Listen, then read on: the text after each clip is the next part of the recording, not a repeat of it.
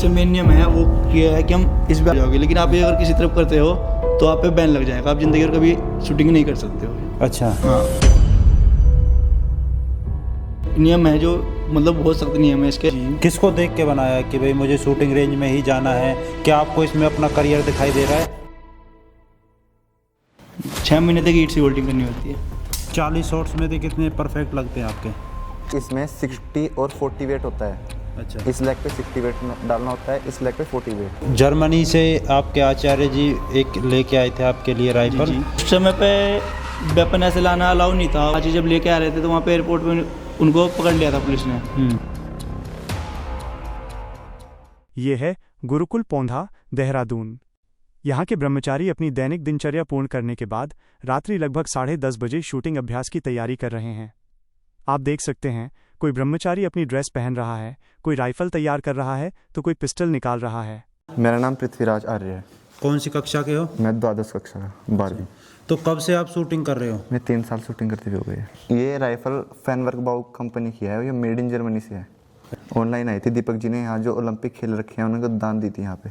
दीपक कुमार गुरुकुल पौधा से शिक्षित भारत के शीर्ष निशानेबाजों में से एक हैं। उन्होंने टोक्यो ओलंपिक 2021 में देश का प्रतिनिधित्व किया। दीपक कुमार की सफलता बताती है, संस्कार, साधना और समर्पण से विश्व मंच तक पहुंचा जा सकता है। ये बस शूटिंग के लिए है, वैसे यदि हम दूसरों पे चलाएं तो जख्म करेगी, जान से नहीं मारेगी। अच्छा, तो इसकी रेंज कितनी होती है? ये 10 मीटर की रेंज है इसकी। बस 10 मीटर की, उससे ज़्यादा नहीं? नहीं, जा सकती है पर जो करेक्ट निशान लगता है वो 10 मीटर तक ही लगता है। तो मतलब इसमें कितने टारगेट होते हैं?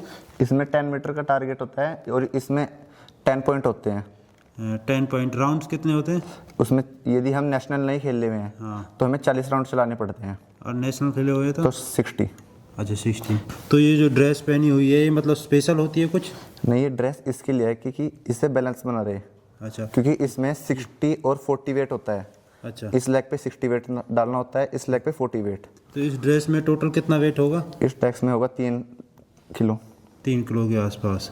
तो आप लगभग कितने टारगेट फिक्स कर देते हो एक बार में? नहीं, वैसे कंपलसरी 60 टारगेट चलाने नहीं, पड़ते मतलब हैं। आपका जो एक्यूरेट होना चाहिए बिल्कुल सेंटर में 10 पे होना चाहिए, 9 पे होना चाहिए? वो हमारा 10.9 तो सेंटर मतलब होना आपका चाहिए। कितना चला जाता है 10.5 के समथिंग अप्रोक्सीमेट 40 टारगेट पे? हाँ जी।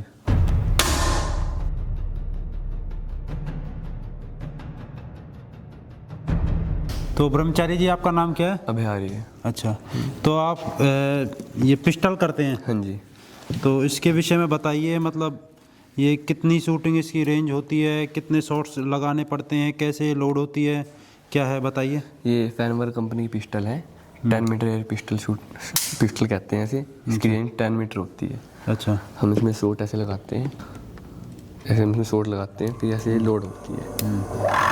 ये इसकी पोजीशन ना, इसकी पोजीशन ऐसे होती है। अच्छा।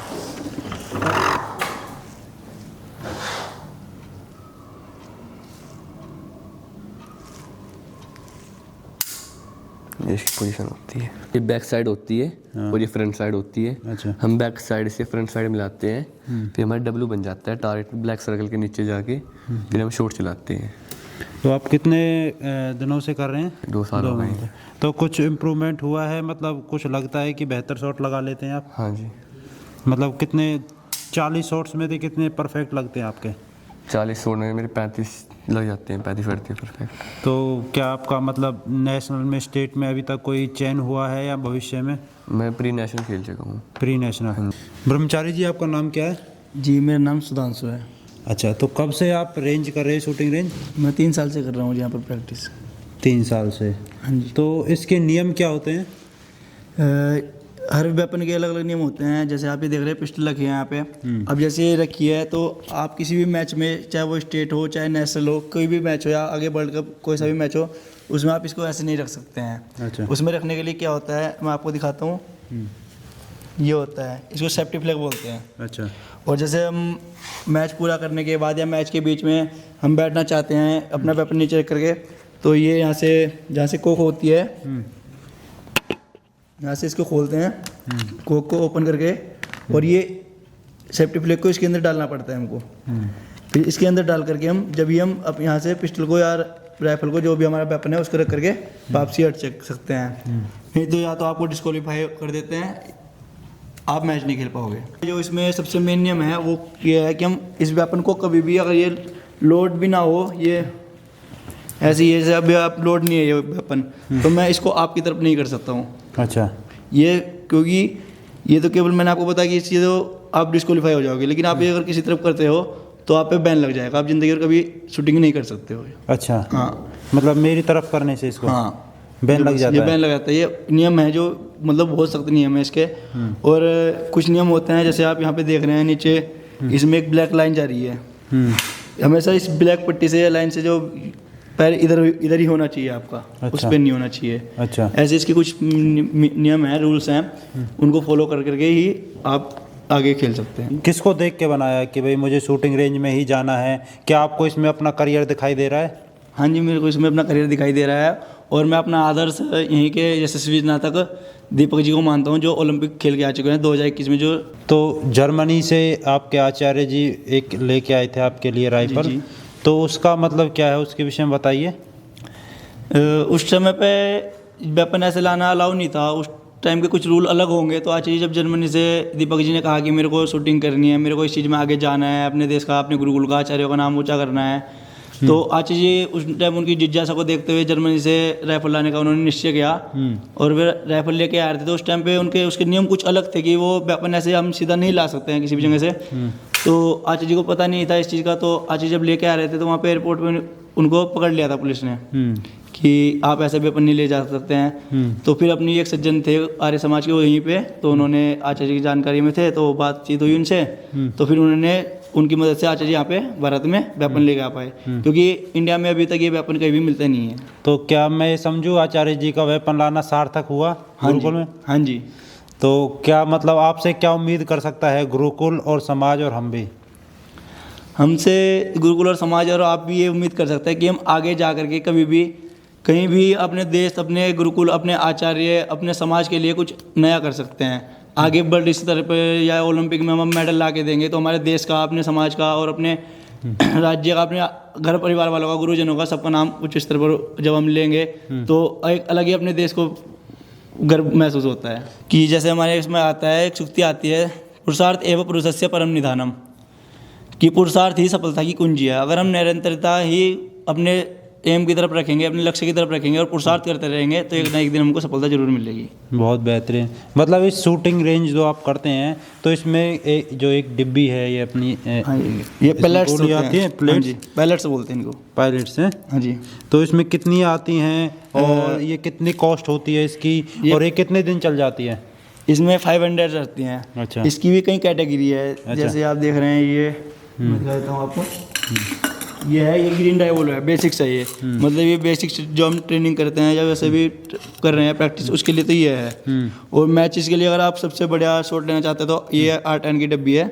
ये शॉट होते हैं, और भी सही महंगे महंगे शॉट आते हैं। एक मैच के नाम से एक शॉट आते हैं, वो 60 शॉट आते हैं ओनली केवल।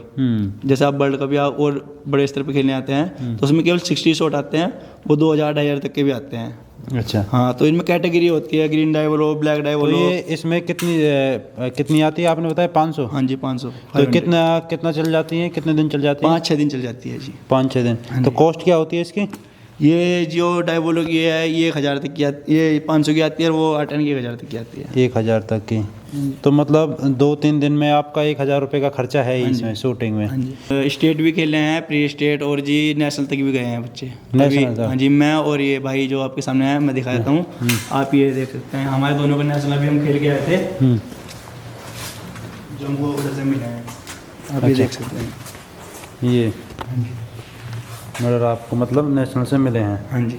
तो इसमें नंबर है, इसका मतलब क्या है? ये ट्रिगर नंबर है, जो मेरे राइफल का दोनों के, इसके भाई का अलग था, मेरा अलग था। अच्छा। और हमारे स्टेट में मेडल भी हैं दोनों भाइयों के। अच्छा, बहुत बेहतरीन। तो इससे क्या भविष्य में कोई जॉब के लिए आपको मतलब अपॉर्चुनिटी मिल सकती है? हाँ जी। अच्छा। हम पुलिस में या एयरफोर्स में या मतलब आर्मी में जा सकते हैं जिससे। अच्छा। हाँ जी, ये रेलवे में भी जा सकते हैं, जो मतलब जो स्पोर्ट्स से जो वैकेंसी निकलती है उसमें किसी में भी हम जा सकते हैं। तो मतलब क्या लगता है आपको, कितना समय और लग सकता है सफलता प्राप्त करने में लगभग? वो तो जी हमारे पुरुषार्थियों पर हम जितना पुरुषार्थ करेंगे उतनी जल्दी ही हम सफलता को प्राप्त कर पाएंगे। और मेरे को तो लगता है कि मैं और 2-4 साल के अंदर ही अपना करियर बना सकता हूँ अगर मैं मेहनत करता रहा तो मतलब आप अकेले कर रहे हो या बच्चों को ट्रेनिंग भी देते हैं साथ में, जो गुरुकुल के छोटे जो बच्चे हैं, हमारे आपसे छोटे नीचे हैं? जो हमारे छोटे भाई हैं उनको हम कराते रहते हैं यहाँ पे प्रैक्टिस। अच्छा। जो नए बच्चे आते हैं उनको ईंट से होल्डिंग करवाते हैं। शुरू में हम भी जब हम नए आए थे, उम्र से जो बड़े थे हमारे भाई, उन्होंने भी हमको 6 महीने तक ईंट से होल्डिंग करवाई थी। ये इस प्रकार से बच्चे 3-3 ईंट से होल्डिंग करते थे अच्छा। 6 महीने तक। कितना वजन होगा इसमें राइफल में? राइफल में 3.5 से 4 किलो तक होता है वजन। ईंट में भी इतना ही हो जाता है, 5 किलो के समथिंग 3 ईंट में। अच्छा, तो कितने टाइम तक के लिए होल्ड करते हो आप? जी 5 मिनट, 10 मिनट, 1 घंटे तक अपना स्टेमिना जितना होता है। अच्छा। बच्चे जब नए नए आते तो शुरू में 5-5 मिनट रहते हैं, फिर 10 मिनट, 15 मिनट ऐसे टाइम बढ़ाते जाते हैं। अच्छा अच्छा। 6 महीने तक ईंट से होल्डिंग करनी होती है।